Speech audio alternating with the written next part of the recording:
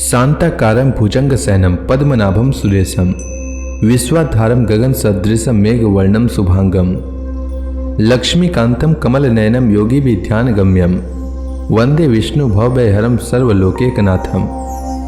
मंगलम भगवान विष्णु मंगलम गरुड़ध्वज मंगलम पुंडरीकाक्ष मंगलाय तनोहरि। ओम नमो भगवते वासुदेवाय। आज का दिन आप सभी के लिए मंगलमय हो। आज मैं अगहन मास कथा का 6ठा अध्याय सुनाने वाला हूँ। अगहन मास भगवान श्री कृष्ण का सबसे प्रिय माह है। इस माह में भगवान श्री कृष्ण ने अर्जुन को गीता का ज्ञान दिया था। यही कारण है कि इस माह में भगवान कृष्ण की कथाओं का श्रवण अवश्य करना चाहिए। इससे घर में सुख समृद्धि आती है, साथ ही जन्म जन्मांतर के पाप कर्मों का नाश होता है। तो आइए सुनते हैं मार्गशीर्ष मास की कथा का 6ठा अध्याय। श्री पराशर जी आगे बोले, सत्यभामा के इस प्रकार कहने पर वन रक्षकों ने सची के पास जाकर उससे सारा वृतांत ज्यों का त्यों कह दिया। यह सब सुनकर सची ने अपने पति देवराज इंद्र को उत्साहित किया।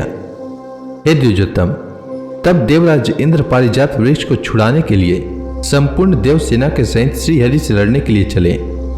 जिस समय इंद्र ने अपने हाथ में वज्र लिया, उसी समय संपूर्ण देवगण अपने हाथ में परिघ, गदा और शूल आदि अस्त्र शस्त्रों से सुसज्जित हो गए।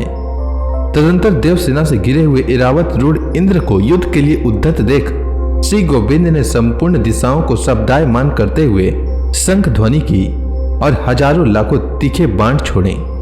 इस प्रकार संपूर्ण दिशाओं और आकाशों को सैकड़ों बाणों से पूर्ण देख देवताओं ने अनेकों अस्त्र शस्त्र छोड़े। त्रिलोकी के स्वामी श्री मधुसूदन ने देवताओं के छोड़े हुए प्रत्येक अस्त्र शस्त्र के लीला से ही हजारों टुकड़े कर दिए।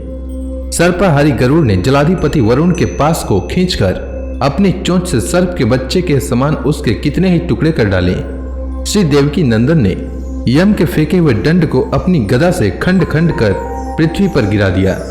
कुबेर के विमान को भगवान ने सुदर्शन चक्र द्वारा तिल तिल कर डाला और सूर्य को अपनी तेजो में दृष्टि से देखकर ही निस्तेज कर दिया।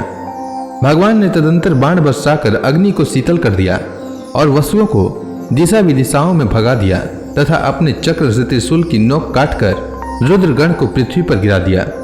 भगवान के चलाए हुए बाणों से साध्यगण, मरुदगण और गंधर्वगण रुई के समान आकाश में ही लीन हो गए।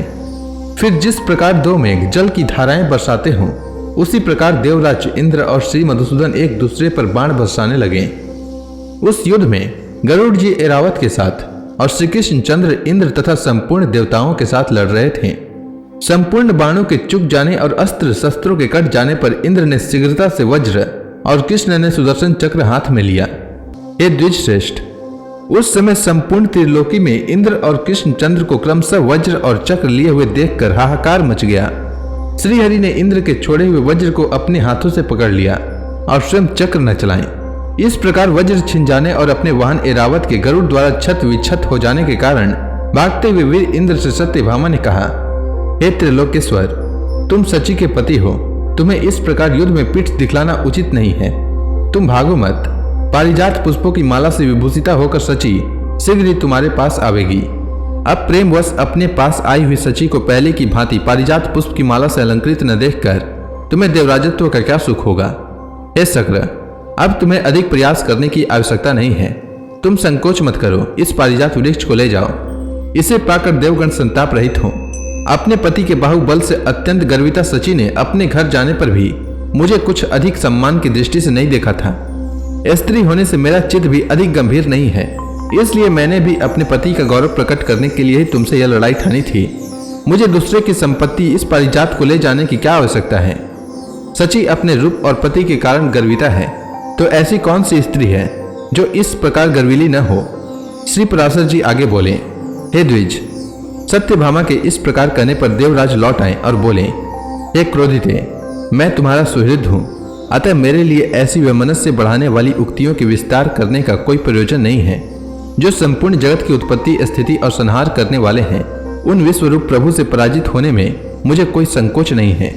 जिस आदि और मध्य रहित प्रभु से यह संपूर्ण जगत उत्पन्न हुआ है, जिसमें यह स्थित है और फिर जिसमें लीन होकर अंत में यह न रहेगा।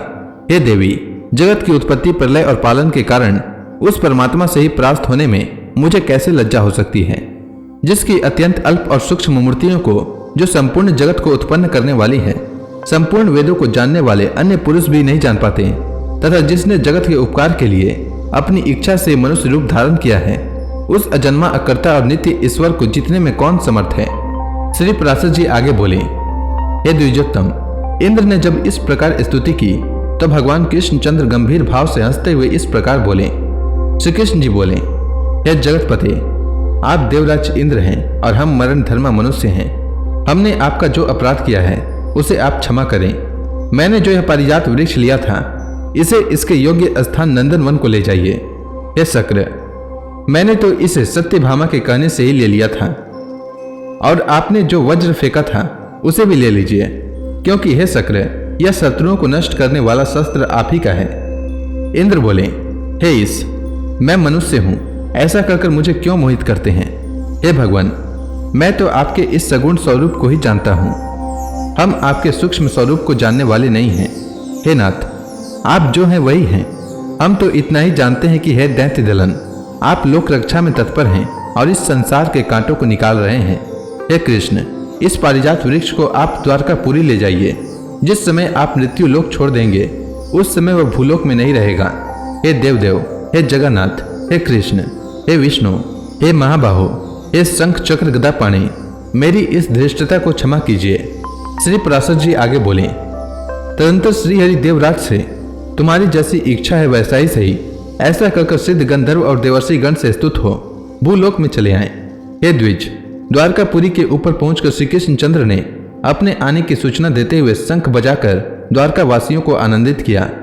तदंतर सत्यभामा के सहित गरुड़ से उतरकर उस पारिजात महावृक्ष को सत्यभामा के गृह उद्यान में लगा दिया, जिसके पास आकर सब मनुष्यों को अपने पूर्व जन्म का स्मरण हो आता है, और जिसके पुष्पों से निकली हुई गंध से 3 योजन तक पृथ्वी सुगंधित रहती है।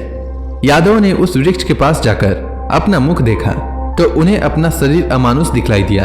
तदंतर महामती श्री कृष्णचंद्र ने नरकासुर के सेवकों द्वारा लाए हुए हाथी घोड़े आदि धन को अपने बंधु बांधवों में बांट दिया, और शुभ समय प्राप्त होने पर श्री जनार्दन ने उन समस्त कन्याओं के साथ जिन्हें नरकासुर हर लाया था, उन सब के कहने पर उनसे विवाह कर लिया। तो इसी के साथ यह अध्याय समाप्त होती है। इसके आगे की कथा मैं अगले अध्याय में सुनाऊंगा। तब तक के लिए भगवान हरि का नाम लेते रहें। तो प्रेम से बोलिए भगवान विष्णु की जय, श्री कृष्ण भगवान की जय, लक्ष्मी माता की जय, तुलसी माता की जय, समस्त देवी देवताओं की जय।